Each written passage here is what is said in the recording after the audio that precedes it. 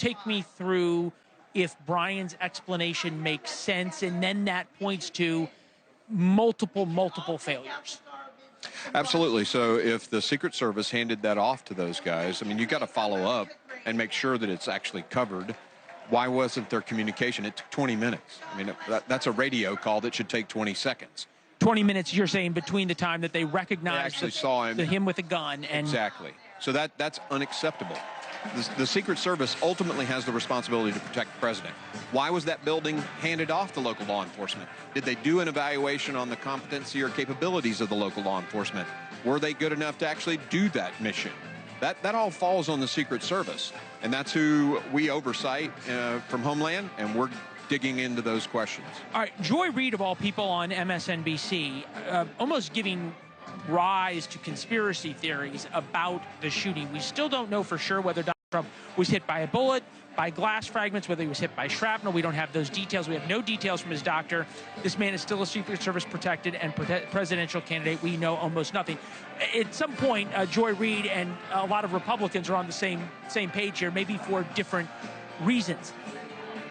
The problem with not getting real answers from the Secret Service is it breeds conspiracy. Oh, absolutely. So what is the possible explanation? When you say to the Secret Service, we need information, why would they withhold that from Congress? Well, I would think they're trying to cover their, butts, maybe. I don't know why they would be. In the military, they call that six, right? Yeah, it's covering their six, right? Okay. Exactly. So, honestly, we've asked these questions. And on the call yesterday, someone actually said, if you don't speak up and act in a transparent way, you're going to add to the conspiracy theories that are out there. That makes complete sense. And yet they still have not given us the details that we've been demanding. Now, we're prepared tomorrow with subpoenas from the committee. They're already written. We will launch them at 5:01 if we don't get what we asked for, which included those radio communications. Interesting. That'll tell us an awful lot. Are we to believe that Republicans think at all that this was something akin to massive failures on many levels, or that this goes to something deeper within the Secret Service? So the question of, was this incompetence or was it intentionality?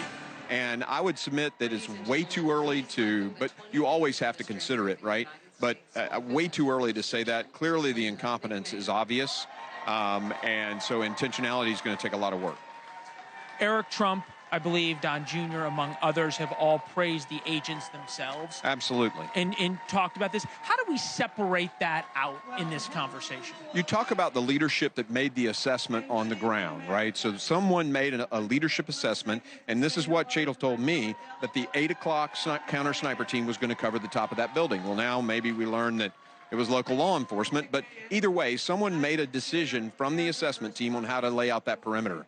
That person is different from the agents who were on the ground doing what they were told, the missions that they were given, the rules of engagement that they were given. Those guys did a great job. The other big question is this whole notion of how a 5'5" individual can guard. I mean, they're supposed to shield the president. Who made the decision to put a 5'5" person shielding a 6'5" president? That makes no sense. You're talking about one of the female agents who was seen, exactly. seen so up there. There are a lot of questions about leadership decisions here.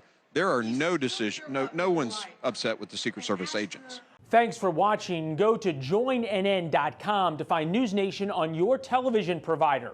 And don't forget to click the red subscribe button below to get more of NewsNation's fact-driven, unbiased coverage.